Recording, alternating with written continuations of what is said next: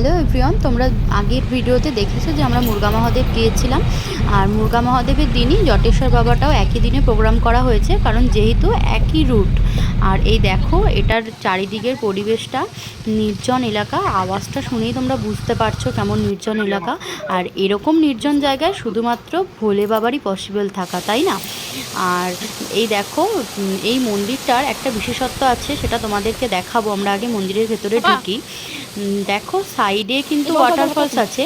আর ভোলে বাবার যে মূর্তিটা, মানে লিঙ্গটা যেখানে, সেখানটাতে কিন্তু কোনো রকম ওয়াটারফলস নেই। তা সত্ত্বেও ভোলে বাবার ঠিক মাথার ওপরে পাহাড়ের এই দেখতে পাচ্ছ গাছটা, এখান থেকে এক ফোঁটা ফোঁটা জল পুরোপুরি বাবার লিঙ্গের ওপরে এসেই পড়ে।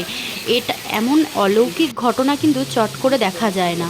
আর এটা নাকি মন্দিরের ফার্স্ট দিন থেকে এটা হয়ে আসছে, মানে বাবা কোনো সময় জল ছাড়া থাকছে না। পুজো টুজো দেওয়া হয়ে গেলে আমরা বাড়ির দিকে রওনা দিলাম।